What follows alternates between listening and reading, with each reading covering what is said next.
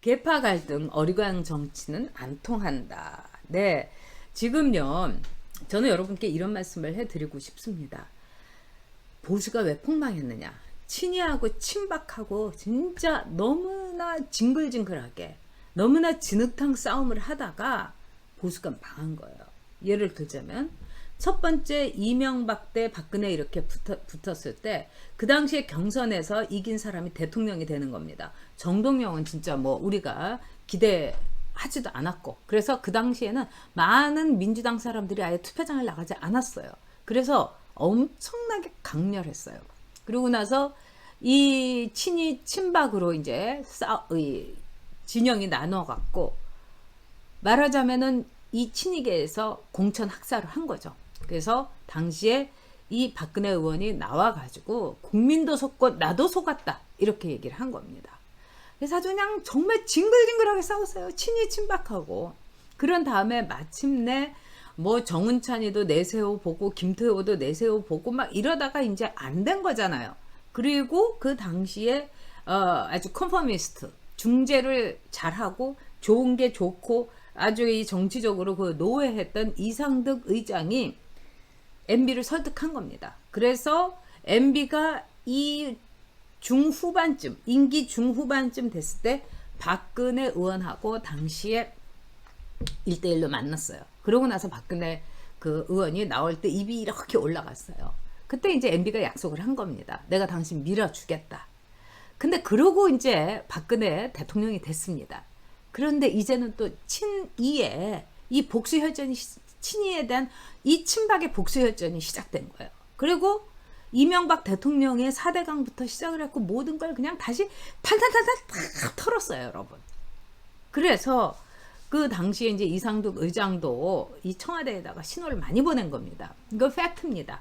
내가 박근혜, 당신 대통령 되게 도와주고 이렇게 깔아주고 이러면서 우리가 이렇게 어느 정도 얘기한 거 좀 지켜달라. 그런데 이제 박근혜 대통령도 워낙에 이명박 그에 대해서 이 분심이 있었고 또 뿐만 아니라 이 친박들이 어떻게 했느냐.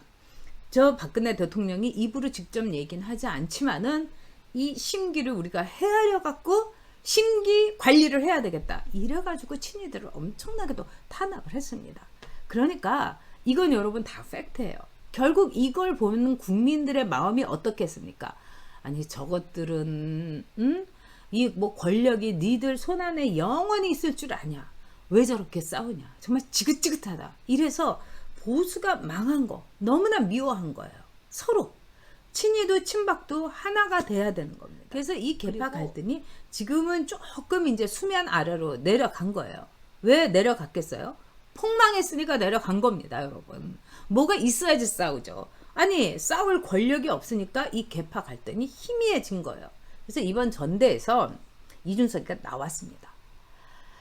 자, 이준석이에 대해서는 온갖 퀴즈라고 그러죠. 뭐 김무성 퀴즈에다가 뭐 이 박근혜 퀴즈였어요. 그러다가 김무성 퀴즈 갔다가 유승민 퀴즈 갔다가 김종인 퀴즈 갔다가 이렇게 됐는데, 자, 이준석이가 돌풍을 불러일으키고 있어요. 저는 사실은 빨리빨리 입당을 해서 안철수가 당대표가 되면은 참 모양새가 좋겠다고 했습니다. 그러나 이 정치라는 거는 바로 이런 의외성이 있고 여기서 이준석이 확 뜬 거예요. 이건 이준석의 능력이라고 볼 수 있어요. 뭐겠습니까, 여러분? 두 가지를 한 거예요. 하나는 4.7 재보궐선거에서 어쨌든 오세훈을 도와서 이준석이 진짜 열심히 했습니다. 그래서 제가 그때 뭐 그건 칭찬하고 싶다 여러분한테 그렇게 얘기했고요. 이러면서 2030을 견인을 했어요. 두 번째는 진중권 아저씨하고 막 싸운 거죠. 밤페미 논쟁으로.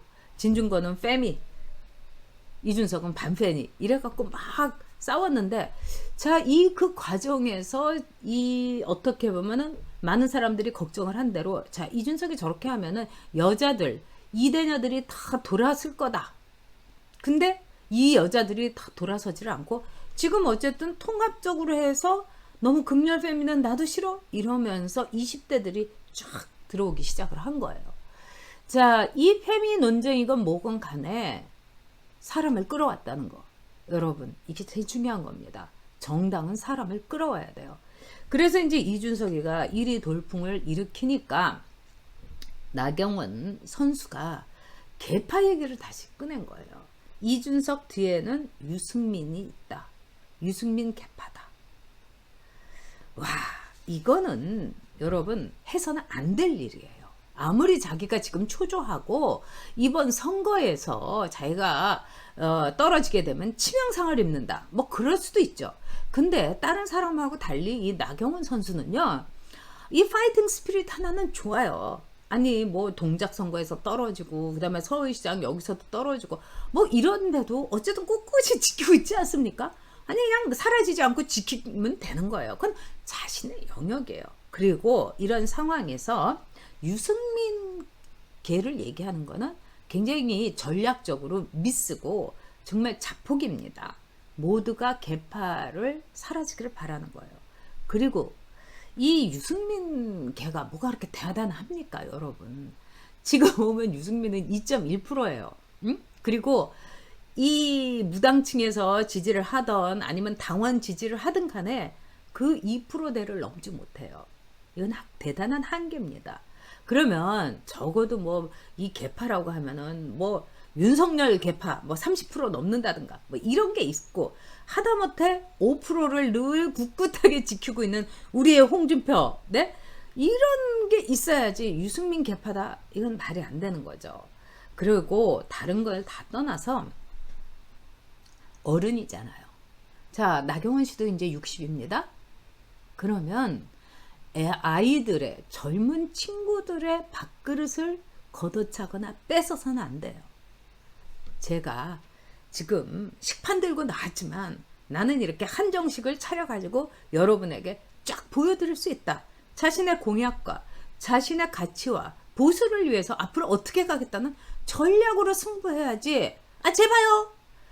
근데 이게 나경원 선수의 정말 안타까운 점이에요. 사람 마음을 설레게 해야 하는 물건을 우리가 갖고 있어야 된다고 하잖아요. 제가 이제 주부로서 뭐 곤도 마리에의 책도 많이 읽어봤어요. 정리법. 근데 뭐 그게 그겁니다만 딱 하나 머리에 박히는 멘트가 있어요. 설레이지 않는 물건은 다 버리라고. 그거는 당신에게 필요 없는 거라고요. 자, 이번에 여러분 누구 이름을 들으면 여러분 설레이고 기대가 됩니까? 그 사람 찍어야 되는 거예요. 설레야 되는 거예요.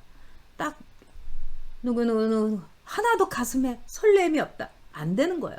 그리고 저는 한 개인 뭐 이준석, 뭐 홍문표, 조경태, 나경원, 주호영 이걸 모두 떠나가지고 이번 전당대회를 우리가 굉장히 기대를 하면서 뭔가 설레임을 갖고 보지 않습니까?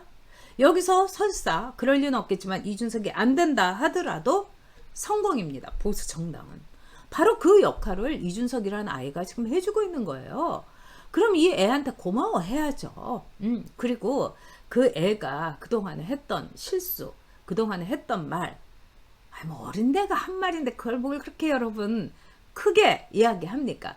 지금부터 이번 전대부터 최근에 이준석이 한 말이 전 중요하다고 생각을 합니다. 그리고 우리는 그 아이를 일종의 루키로서 보수의 아이돌로서 쓰면 됩니다, 여러분.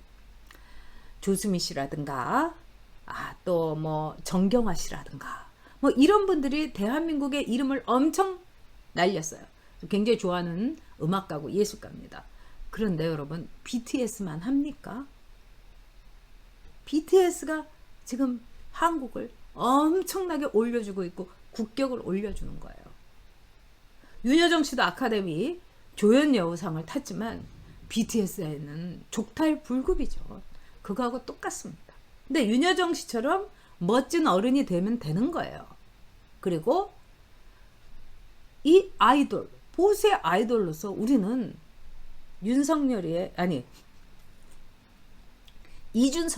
모든 에너지를 싹 뽑아 먹으면 되는 겁니다. 보수 승리, 대권 승리. 저는 그거밖에 없습니다.